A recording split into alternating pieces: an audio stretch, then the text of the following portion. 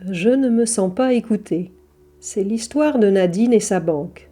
Nadine se rend à sa banque pour échanger sa carte bleue qui arrive à échéance et pour demander comment utiliser la nouvelle qu'elle a reçue il y a 2 semaines par courrier.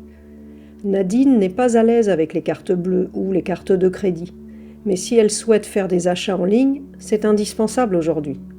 Elle est reçue par une conseillère souriante qui lui demande l'objet de sa visite. Nadine la questionne sur le code secret de sa nouvelle carte. Ouf, elle est rassurée, le code ne change pas, une épreuve en moins pour Nadine. Puis elle demande comment activer sa nouvelle carte. La conseillère lui explique la procédure et Nadine s'exécute. Ensuite, elle tend la vieille carte à la conseillère pour destruction. Nadine, qui anticipe tout, pour être le moins stressée possible, a apporté une paire de ciseaux. Elle propose à la conseillère de découper sa vieille carte avant de la lui remettre. Celle-ci lui assure que cela n'est pas nécessaire et qu'elle va s'en charger. Elle pose la carte sur son comptoir et remercie Nadine. Nadine sort de la banque, complètement stressée, et ne pense plus qu'à cette carte laissée sur le comptoir. Et si la conseillère oublie? Et si un client mal intentionné la subtilise? Des scénarios plus horribles les uns que les autres envahissent les pensées de Nadine. Elle regrette de ne pas avoir découpé la carte elle-même avant de la donner à son interlocutrice. Nadine, sortie de l'établissement, n'en peut plus. Cela va la miner durant des jours, elle en est sûre. Elle retourne donc dans la banque et se représente devant la conseillère, étonnée. Elle l'informe qu'elle n'est pas à l'aise avec le fait de ne pas avoir vu son ancienne carte scindée en deux devant elle. La conseillère lui assure qu'elle vient de le faire et qu'elle a mis sa carte à la destruction. Mais le ton de cette dernière n'est plus aussi aimable que précédemment. Nadine comprend que cette femme puisse être agacée, mais elle ne se sent pas écoutée, elle ne se sent pas comprise. Elle exprimait ses propres angoisses et non un manque de confiance en son interlocutrice.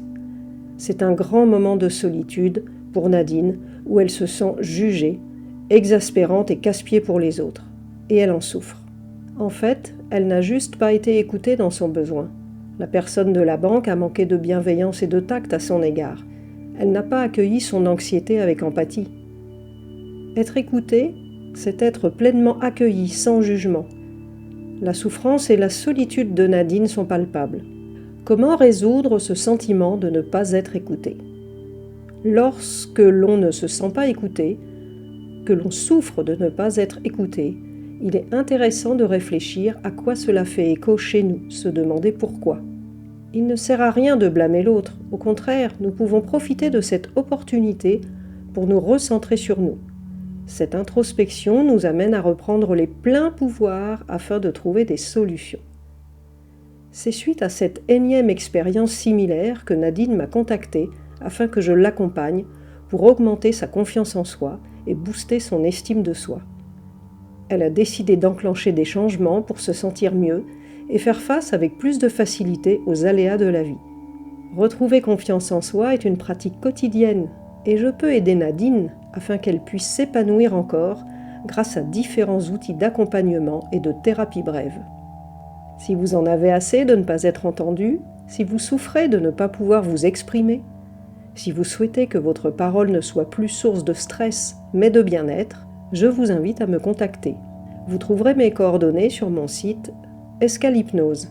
Je vous mets aussi des infos, je vous mets mes coordonnées dans les notes de cet épisode. Merci et à bientôt.